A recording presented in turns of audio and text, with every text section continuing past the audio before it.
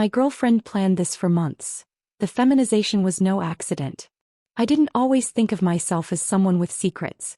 I was the kind of guy who believed that if you worked hard, stayed honest, and loved the right person, life would eventually fall into place. That belief was comforting, almost naive. Looking back now, I realize it was also the reason I didn't see the signs. The reason I trusted too easily. The reason Isabella's plan worked so perfectly. My name is Ethan. I'm 27, a junior project analyst at a mid-sized marketing firm, the kind of job that sounds more impressive than it feels. Spreadsheets, late emails, endless meetings where people talk in circles. My days were predictable. Safe. That predictability suited me. I'd grown up in a household where emotions were kept tightly controlled, where being normal mattered more than being happy. My father believed men were supposed to be solid and simple. My mother believed silence kept the peace. So I learned early how to tuck parts of myself away. The apartment Isabella and I shared reflected that same idea of order. Neutral colors. Clean lines. Nothing too bold. It was a cozy place, the kind of home you show off to friends because it looks mature, responsible.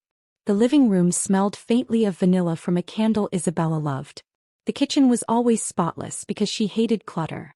The bedroom, that was where things became complicated. On the surface, Isabella was perfect. Smart. Confident. Stunning in a way that turned heads without trying. She worked in fashion merchandising, which meant her world was color, texture, fabric, and presentation. She noticed details most people missed. The cut of a sleeve, the way a heel changed posture, how confidence could be worn like an accessory. Me. I was her opposite. Reserved. Analytical. Quiet. We'd been together for nearly 2 years and everyone thought we were solid. No big fights. No dramatic breakups. Just a steady relationship that seemed to make sense. What people didn't see was the imbalance. The way Isabella always seemed to be one step ahead, always guiding things with a smile that suggested she knew more than she said. I loved her. Or at least I loved the version of her I thought I knew. The truth was I'd been hiding something from her. Something I barely understood myself. It started years before Isabella, long before this apartment, long before I ever said the words, "I love you," out loud. Late at night, alone, I'd sometimes find myself drawn to things I wasn't supposed to want. The softness of fabric. The elegance of women's clothing.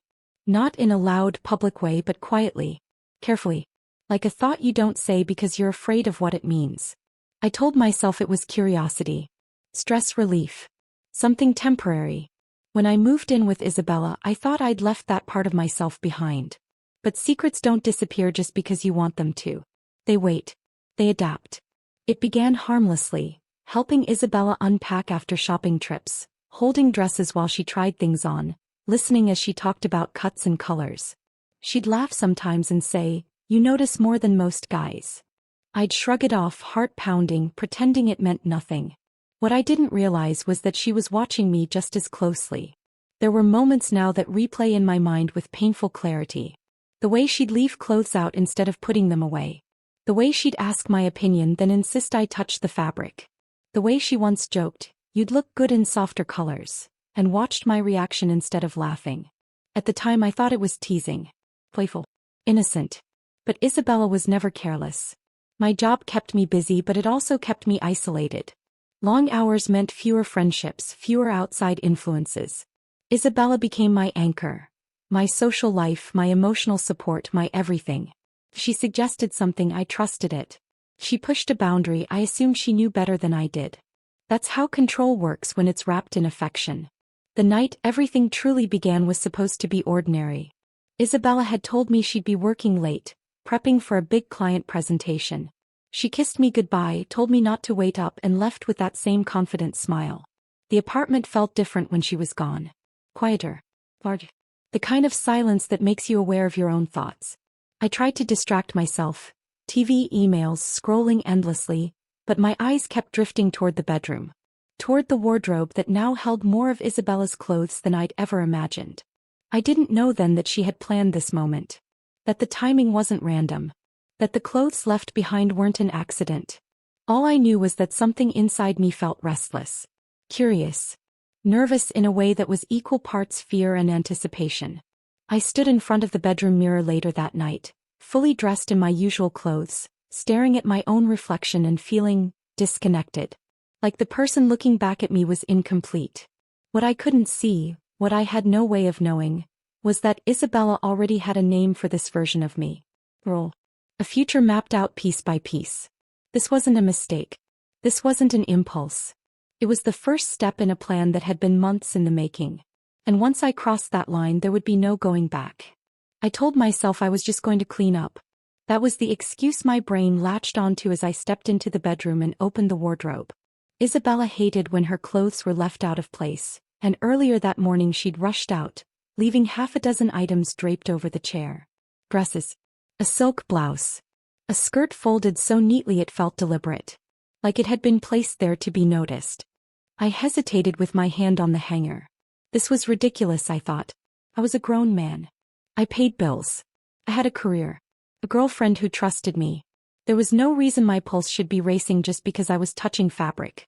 But when my fingers brushed the dress, a shiver ran through me anyway. It was lighter than I expected. Softer. The kind of softness that felt intimate, like it wasn't meant to be handled casually. I lifted it slightly, meaning to hang it properly, and caught my reflection in the mirror across the room, me holding a woman's dress like it mattered. Something inside me shifted. I didn't put it back right away. Instead, I stepped closer to the mirror. The dress was pale blue, sleeveless, with a gentle curve at the waist. I imagined just for a second what it would feel like against skin. Cool. Smooth. Different. My chest tightened. "You're just curious," I whispered to myself as if saying it out loud made it safer. The apartment was still silent. No footsteps. No door unlocking.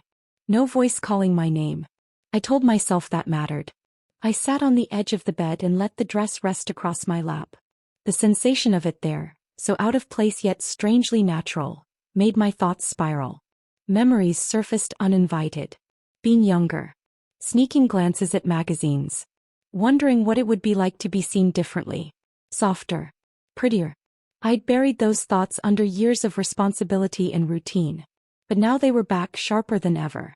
I stood again before I could talk myself out of it. The logical part of my brain screamed at me to stop. To put everything away and walk out. But another part, quieter, more insistent, asked a simple question. What's the harm? I slipped off my shirt first. Then my jeans. Each movement felt deliberate, heavy with meaning. Standing there in just my underwear, holding Isabella's dress, I felt exposed in a way I never had before. Vulnerable. Honest. The dress slid over my head more easily than I expected. The fabric settled against my body, brushing my thighs, skimming my waist. It didn't fit perfectly, of course it didn't, but it fit enough to make my breath catch.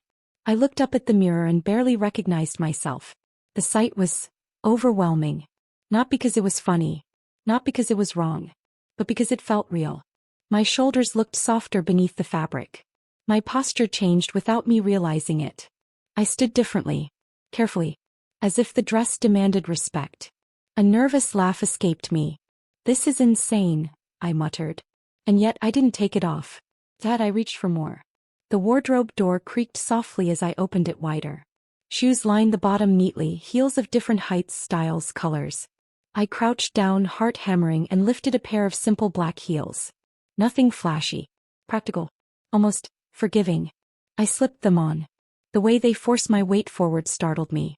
I wobbled at first, grabbing the dresser for balance, but then, slowly, I found my footing. My calves tightened. My legs looked longer. I swallowed hard. Each step toward the mirror felt like crossing another invisible line. With the heels on, the dress moved differently. It swayed. Responded. I turned slightly, watching the fabric follow. A strange warmth spread through my chest. I wasn't just wearing clothes. I was becoming something. The thrill hit me then, sharp and undeniable. Not sexual. Not exactly. It was deeper than that. A sense of permission. Of letting go. I should have stopped there. But Isabella's vanity table caught my eye. Her makeup was laid out carefully, almost invitingly. Brushes cleaned. Lipsticks capped. A compact mirror angled upward as if waiting. "No," I said out loud, shaking my head. But my feet moved anyway. I sat down, staring at my reflection up close. My face looked too plain. Too masculine. The contrast made me uneasy. My hand hovered over a lipstick before pulling back. This was too far. Then I remembered something Isabella had said weeks ago casually while doing her makeup. "You have nice lips," she'd said. "Most guys do actually. They just never notice." The memory made my cheeks burn. I picked up the lipstick. My hands trembled as I applied it, careful, uncertain strokes. The color was subtle. Soft pink. When I leaned back and looked, my breath caught all over again. Changed everything. My face looked different. Gentler. The hard edges blurred. I added a little foundation, mimicking movements I'd seen 100 times. Then mascara, blinking nervously as the brush came close. Each step felt like a test. Each success made me bolder. By the time I finished, the man I knew was still there, but he was layered beneath something new. Something fragile and electric. I stood, smoothing the dress with shaking hands, heels clicking softly against the floor. That sound sent a jolt through me. I walked. Slowly at first.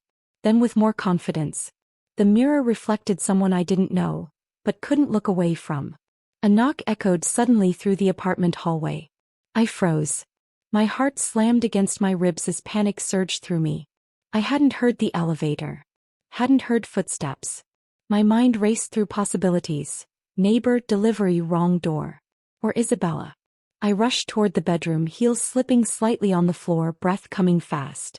I yanked open the wardrobe, trying to think, trying not to scream. The knock came again. Louder this time. "Ethan," a voice called from the other side of the door. My blood ran cold. It wasn't Isabella. It was our neighbor.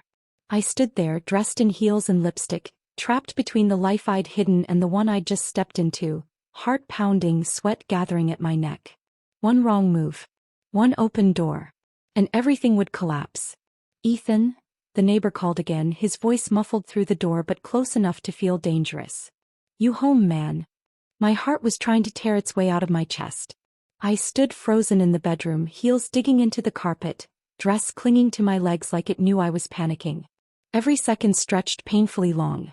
I could already imagine it. Him standing there, door opening, his eyes dropping, confusion turning into shock, shock turning into judgment.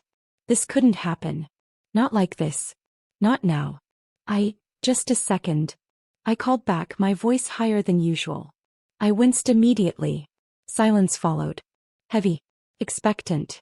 I scrambled. Kicked off the heels, nearly tripping as I yanked them free. The sound of them hitting the floor felt deafening. I rushed back to the wardrobe, trying to pull the dress over my head, but the fabric snagged on my arm. My breathing turned shallow, frantic. "Calm down. Calm down." Finally the dress slid off. I shoved it inside, barely caring how wrinkled it became, and slammed the door shut. Lipstick. Mascara. My face still looked wrong. Too soft. Too exposed. No time. I splashed water on my face at the bathroom sink, scrubbing hard, heart hammering. Some of it came off. Not all. I grabbed a towel, rubbing like I could erase the last hour of my life. Another knock. "Everything okay in there?"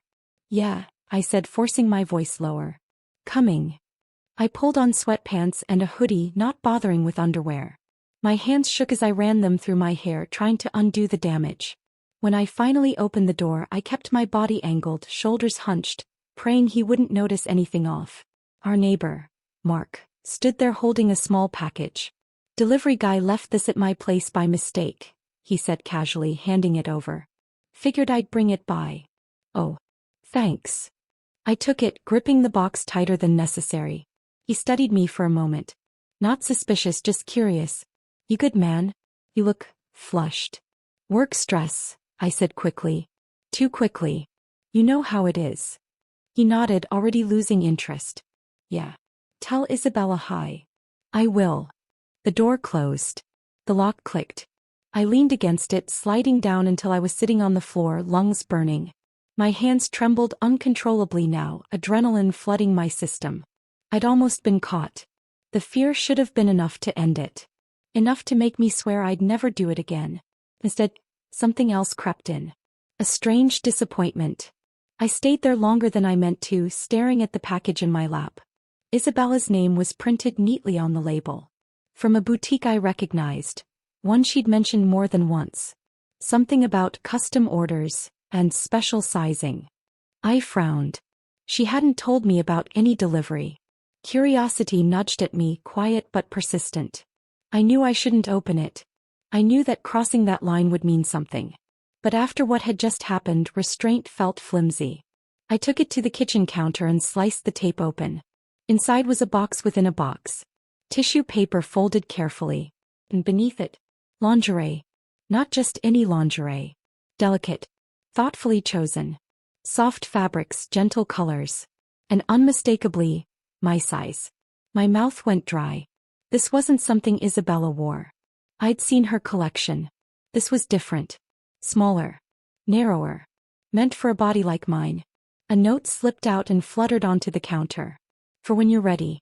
No signature. No explanation. My pulse roared in my ears. He knew. The realization hit me like a wave. Too precise. Too intentional. The clothes left out. The timing. The delivery. The note. This wasn't coincidence. This was preparation. I backed away from the counter as if the box might bite me. My thoughts spiraled, replaying months of memories with new clarity. Her comments. Her lingering looks. The way she'd asked questions, not accusing, just guiding. Had she seen me before? Had she been waiting? My phone buzzed suddenly, making me jump. Isabella, running late tonight. Don't wait up. The message sat there, glowing innocently. I stared at it, my stomach twisting. Running late. Giving me time. On purpose. I looked back toward the bedroom. Toward the wardrobe. Toward the version of myself I'd just tried and failed to hide. My reflection in the darkened microwave door caught my eye. Even without the makeup, without the clothes, something had changed. My posture. My expression. My awareness. I whispered, barely audible, "What are you doing, Isabella?" Another message came through almost immediately. Isabella, also, I ordered something special today. Thought you might like it. My hands went cold. She wasn't asking. She was inviting. The apartment felt smaller now. Tarch. Like the walls themselves were watching. Every object seemed placed with intention. I realized then that the real suspense wasn't about being caught by a neighbor or a stranger. It was about facing the person who already knew. The woman who didn't just accept my secret, but had been shaping it. And when Isabella finally came home, nothing about our relationship would ever be the same. The lock turned softly. That sound, so ordinary, so familiar, sent a shock straight through my spine. I was standing in the bedroom, frozen mid-breath, when the front door opened. Isabella's heels clicked against the floor outside, slow and unhurried. Not tired. Not rushed. Controlled. My heart pounded as I looked around, panic clawing at me. The wardrobe. The box in the kitchen. The note. The memory of myself in the mirror earlier, transformed, exposed. This time there was no neighbor to interrupt. No chance to undo it all. "Ethan." Isabella called, her voice warm. "Come." Almost amused. "I'm home." I didn't answer. I stood there in my regular clothes now, but it felt like a lie. Like a costume I'd put back on too late. The room itself betrayed me. Makeup wipes still damp in the trash, the wardrobe door not quite aligned, a heel peeking out from beneath the bed. I heard her footsteps pause. Then change direction. She was coming toward the bedroom. Every instinct screamed at me to move, to hide something, to say anything, but my body wouldn't listen. I was rooted to the floor as she appeared in the doorway. Isabella took me in with a single, slow glance. From my face. To my posture. To the room. And then she smiled. Not surprised. Not angry. Satisfied. "So," she said softly, leaning against the doorframe. "You opened the package." My throat went dry. "Isabella. I can explain." She tilted her head. "I'm sure you can. But I don't think you need to." She stepped inside, closing the door behind her with deliberate care. The click of it locking felt louder than anything I'd ever heard. "You look shaken," she continued, crossing the room. "Did something scare you?" I swallowed. "The neighbor came by. I stopped myself. Almost got caught," she finished for me. My eyes snapped up to hers. There was confirmation. "You knew," I whispered. Isabella reached out and straightened my collar, her fingers lingering just a second too long. "I suspected. Then I observed. Then I planned." My chest tightened. "Planned what?" She stepped back, gesturing toward the wardrobe. "This moment." I shook my head. "You left the clothes out. The timing. The delivery. You told me you'd be late. I gave you space, she said gently. Because pressure makes people lie. Space makes them reveal themselves. Anger flared through the fear. You manipulated me. Her expression softened but didn't deny it.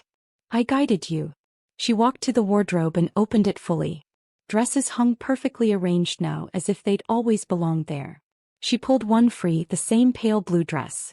You didn't look ashamed, she said. You looked alive. I clenched my fist. You don't get to decide that.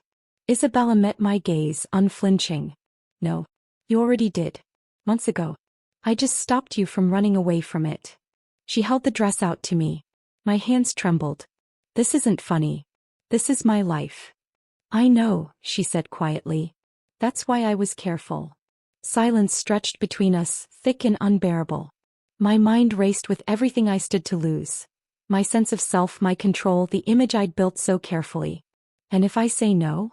I asked. Isabella's smile faded, but only slightly. Then I'll respect it. She paused. But you won't. The certainty in her voice scared me more than any threat. She gestured toward the mirror. Look at yourself. I did. And for the first time I didn't see relief at being normal again. I saw absence. Loss. Isabella stepped behind me, her reflection appearing over my shoulder. I didn't create this part of you, she said. I just gave it permission. My reflection stared back, caught between two lives. Put it on, she whispered. Not for me. For the truth. My hand reached out before my mind could stop it. The moment my fingers closed around the fabric, I knew. This wasn't a secret being exposed. This was a decision being sealed. And whatever I became next, Isabella had been preparing me for it all along. I stood in front of the mirror, the pale blue dress clutched in my hands. My reflection stared back at me, not fully Ethan, not fully someone else. Every instinct screamed to stop, to step back, to return to the safe version of myself that existed before tonight. And yet, my fingers tightened around the fabric. Isabella stepped closer, her presence radiating calm authority, and whispered, "No one else needs to know. Only you and me." I swallowed hard. My heart pounded in my ears. The adrenaline, the fear, the thrill, they collided in a storm that left me dizzy. This was the moment of choice. To step into the unknown or retreat to the life I thought I had. A part of me wanted to scream. Another part, quieter, more insistent, wanted to follow through. The air felt thick, heavy with anticipation. The apartment, usually so neutral and safe, seemed charged, watching me, waiting. I raised the dress to my chest. My reflection in the mirror wavered. Ethan and the other version of me mingled together in a fragile balance. Isabella's eyes never left mine, patient but unyielding. And then my phone buzzed on the counter, breaking the silence. A notification flashed. Delivery update. Another package arriving tomorrow. I froze. My pulse raced. More clothes. More surprises. More plans. Isabella smiled softly, almost knowingly. Ready? She asked. I looked back at the mirror one last time. My mind screamed warnings. My heart whispered curiosity. The decision hung there, suspended in time. I could step forward and embrace the transformation. Or I could run. Back to normal, back to safety. I took a breath. And just as my fingers brushed the dress again, the doorbell rang. Startled, I jumped. My reflection seemed to mock me. Whoever it was, friend, neighbor, or someone entirely unexpected, I knew one thing. My secret wasn't safe anymore. And as Isabella reached for my hand, a shiver of both fear and excitement ran through me. The choice was mine, but the consequences? Unknown. I turned toward the door, heart hammering. And that's when it hit me. Isabella had been planning everything for months. Everything. And I was only just realizing, this was never an accident. Will Ethan answer the door? Who is at the door, and will they discover his secret? Will he embrace the transformation or fight it? Comment below what you think Ethan should do next. Step into the dress or run from the truth. Would you handle this situation differently?